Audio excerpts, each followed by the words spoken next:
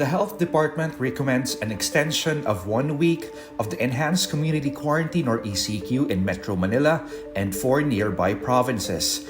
In an interview with ANC Tuesday, March 30, Health Undersecretary Maria Rosario Vergere says the ideal period for quarantine restrictions to impact the spread of cases is still at 2 weeks. The ECQ, the strictest quarantine measure, is currently in place in the NCR Plus bubble from March 29 to April 4. Meantime, on Monday, March 29, President Rodrigo Duterte admits he is struggling to manage the pandemic. Gusto ko nang umiyak sa harap ninyo pero naubos na ang luha ko. Ay, buhay. Alam lang ninyo ang para akong dumadaan ng purgatorio ngayon. In the same public address, Duterte orders vaccine czar Carlito Galvez Jr. to allow private companies to buy COVID-19 vaccines directly from manufacturers amid an alarming surge in transmissions. Business leaders previously aired their frustration over the slow rollout of vaccines by the government. I'm having a hard time. I'm grappling with the issue of COVID. It takes most of my time, actually. Despite the spike in cases, the government doesn't have any plans to conduct mass testing. Vergere says mass testing may lead to indiscriminate testing. Presidential spokesman Roque on Tuesday, March 30 says it's up to local governments to distribute the aid in cash or in kind.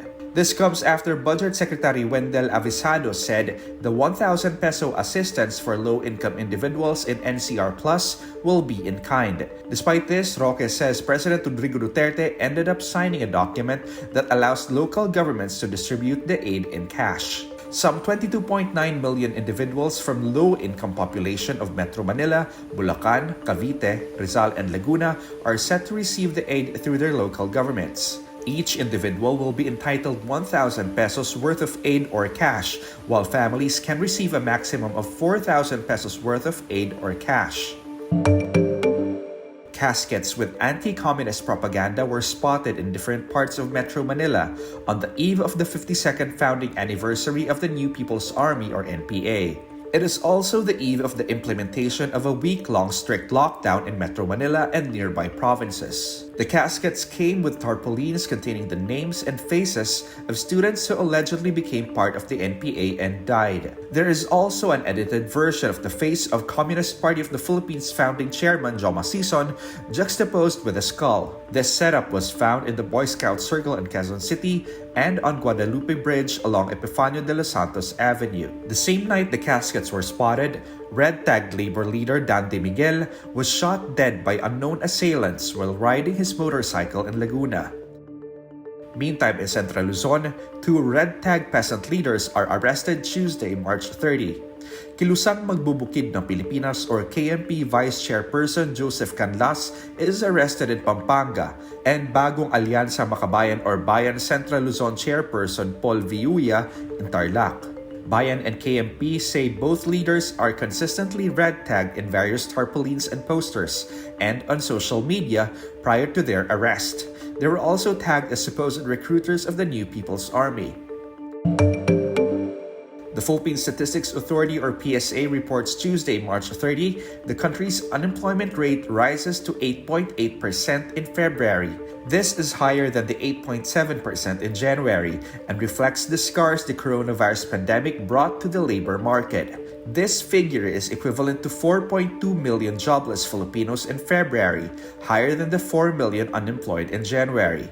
Meanwhile, the underemployment rate or the percentage of the population with jobs but are looking for more work stands at 18.2%, equivalent to 7.9 million individuals. This is higher than the 16% in January, which translated to 6.6 million people. Underemployment shooting up indicates people are likely struggling to cope with rising prices. National statistician Dennis Mapa notes the number of working hours a week were trimmed to 38.9 in February, compared to 39.3 hours in January. This decline shows businesses cut costs amid a challenging economic environment. Despite this, the government's economic managers say they have seen improvements in the labor market due to the reopening of the economy. Singer Claire de la Fuente dies Tuesday, March 30 at 63. Her death was confirmed to ABS-CBN by her son, Gigo de Guzman. Gigo says his mother's heart gave up in her sleep after testing positive for COVID-19 the week before. She was also diagnosed with anxiety, hypertension, and diabetes in the past. Gigo adds he also tested positive for COVID-19 but is asymptomatic. Claire is known as Asia's sweetest voice and the Karen Carpenter of the Philippines when she first came into the OPM scene in the 70s. She went on to record several hit albums and singles, including the songs Sayang and Dakaw na Pag-ibig. Aside from her music, Claire was also known for running several businesses, including the popular seafood restaurant chain named after her.